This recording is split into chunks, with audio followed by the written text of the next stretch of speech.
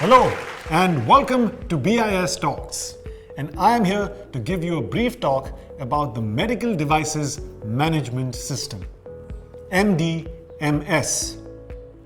Under IS 23485-2019. This standard is a merger of three standards. I'm happy to report that IS 23485 is one of the Indian standards which we have developed, and this takes care of the quality of management system of IVD as well as non-IVD for safety as well as performance. Now, let me take you into the world of IS 23485-2019 standard. Let's start with Section 1. Under Section 1, it specifies requirements for a quality management system that can be used by an organization involved in one or more stages of the life cycle of a medical device. Section 1. Medical devices quality management systems requirements is like an upgraded version that includes a quality management system from 2016, that is ISO 13485-2016. Medical devices is a quality management systems that is required for regulatory purposes. Under life cycle of medical devices, quality management systems requirements include design and development, production, storage and distribution, installation, servicing, final decommissioning and disposal of medical devices, and technical support. Now, let's come to Section 2. Medical devices, essential principles of safety and performance of medical devices. Under Section 2 come the general essential principles and additional essential principles of safety and performance for both IVD, that is, in vitro diagnostic devices, and non-IVD medical devices.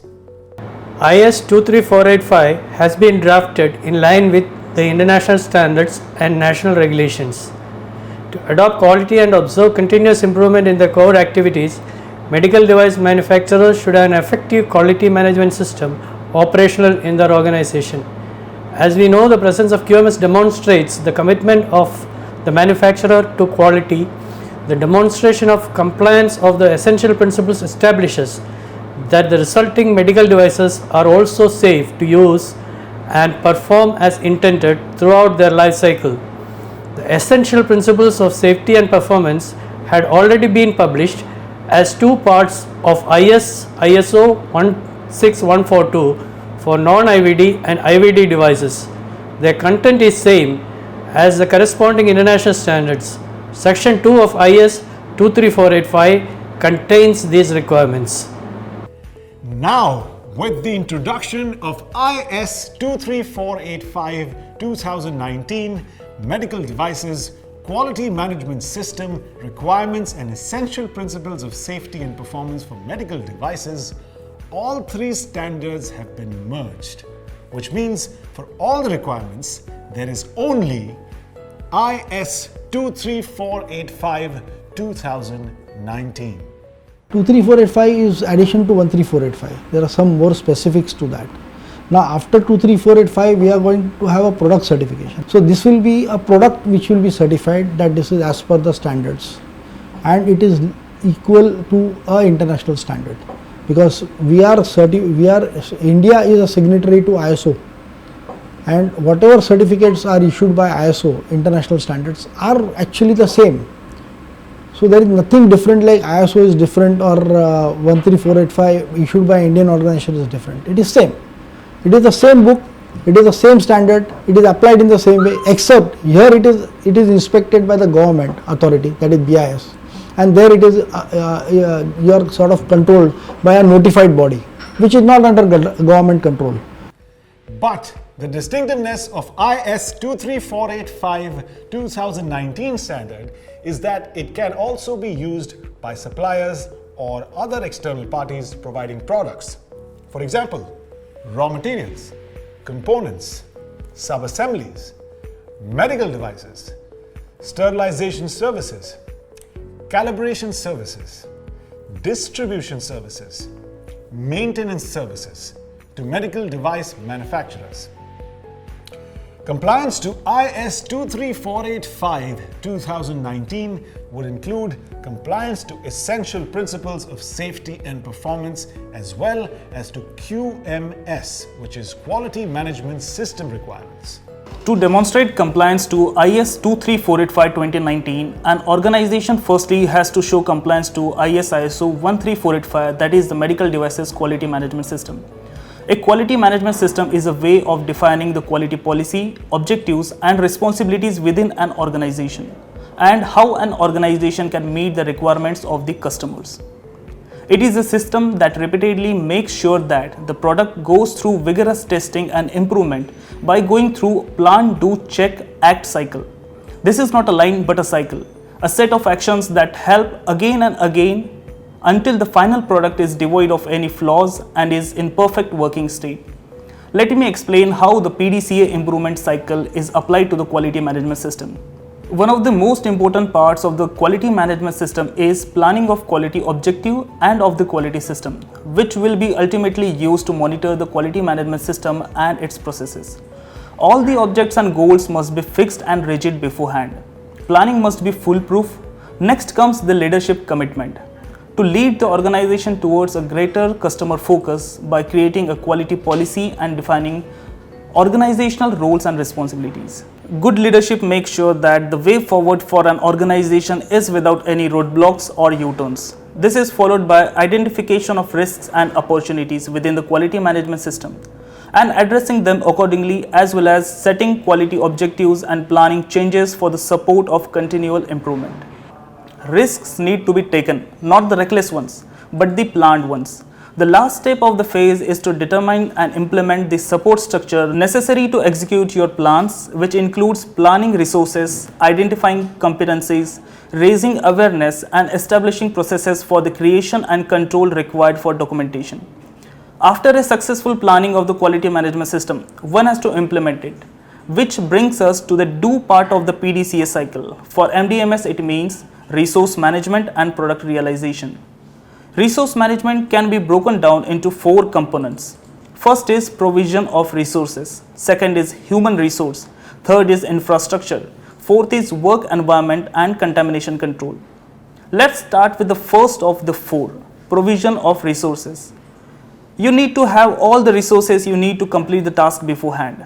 Being prepared with all the necessary tools will make things much easier for you. As they say, well begun is half done. Begin well and you will definitely meet all the customer needs and regulatory checks. Next in line of resource management is human resource. The organization needs to ensure that all the employees have appropriate knowledge, training and expertise to perform their jobs with quality. Next in line of resource management is infrastructure, probably the most important part of any factory.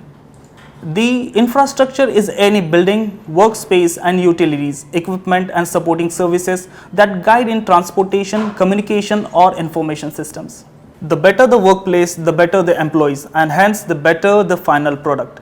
Don't forget, a healthy infrastructure not just needs a good machinery but also a healthy, efficient environment. Which brings me to my next point, work environment. Environmental factors are necessary as a part of the quality management system because they directly influence the product and the service quality. Environment includes social, psychological or physical factors. If you want your organization to do well, then your employees need to be fit as a fiddle, physically and mentally. And while dealing with medical products, it is of prime importance that the environment is clean and sterile. Now let me take you through the product understanding in simple terms. It is something that is designed to help you maintain control of your ISO 13485 medical devices quality management system. Designs must be developed and controls must be implemented for any externally provided product, service and processes. This will involve monitoring, measuring, analyzing and evaluating your products and services to confirm that they meet the requirements. Also, the processes are suitable and effective and that no customer service goes unachieved. Without continuous and close monitoring, it is easy for the work to be misdirected. A key method for assessing the effectiveness of the quality management system is the internal audit of its processes. In addition, management review of the collected data should be performed to identify any issues and to plan for any necessary changes. Now, to act on these processes, it is the time to address whatever issues that may have risen during the check part of the cycle. Improvement is the name of the game, and action steps will need to include addressing non-conformities through corrective and preventive actions and by treating the non-conformities. Whatever flaws were discovered should be dealt with now. Are we done? No.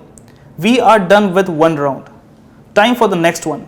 Planning. Yes, we have completed one cycle and we are ready to start again and put plans in place for further improvement. Remember, it's a cycle. The internal audit findings during the check phase may have necessitated action step during the act phase. If so, you will have to make changes during the plan phase to meet the new requirements in the following do phase. The management review will take into account the results of internal audit as well as any corrective actions taken to provide planned resources to support the necessary changes. This of course will lead us to another do phase and on through the cycle.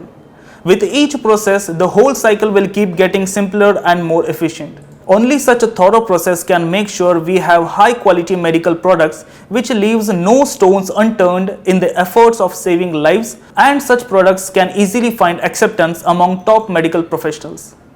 The section 2 of IS 23485-2019 provides 6 general principles for all medical devices and additional principle specific to IVD and non-IVD medical devices.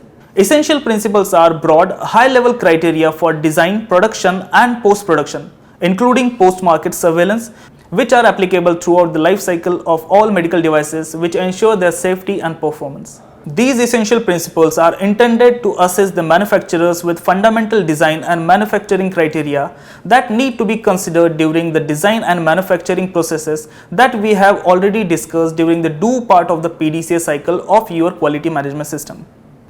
To keep the spectrum complete, we also have quality assurance system for delivery of health services in the hospitals. We take utmost care and create standards which will help the hospitals to deliver the optimum services, which is a combination of practices, equipments and the healthcare, the training of the healthcare professionals. These includes various aspects which is also taking care of the IVD and non-IVD devices in the hospital. So with this, I want to say that we have a complete range of standards which will help us to deliver quality health services. That is our mandate and we try to do it to the best possible manner. Organization desirous of obtaining system certification as per any management system standard has to do the following. Pre-application stage preparedness. Understand the requirement of the standard, implement the standard and prepare documents as required by the standard. Conduct training program for the employees to develop a shared understanding of the tasks to be performed. Lay down the objectives, norms and measure progress against them. Establish policy, identify risks and opportunities. Institutionalize internal audit and management review. Application to BIS. Application can be submitted online through the MSCD portal on BIS website. During application, identify the regional offices under whose jurisdiction premises is located and contact the concerned management system coordinating officer. MSCUR will guide you about the process of application and extend necessary support in the certification process. On acceptance of application, dates for the stage 1 audit is communicated along with the details of the auditor and fee to be submitted.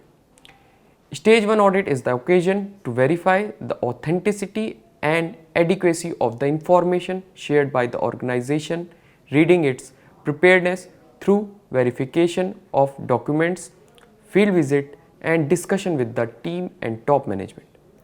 Instances of non-conformity are communicated for corrective action within the mutually agreed time frame. On successful completion of stage 1 audit, stage 2 audit is planned for final verification of the compliance with the requirements of the standard. In case there is some corrective action still required to be taken, 45 days time is given to the organization to do that. On successful completion of the stage 2 audit, license is granted, which has validity for 3 years. As you already understand that BIS grants the license for 3 years.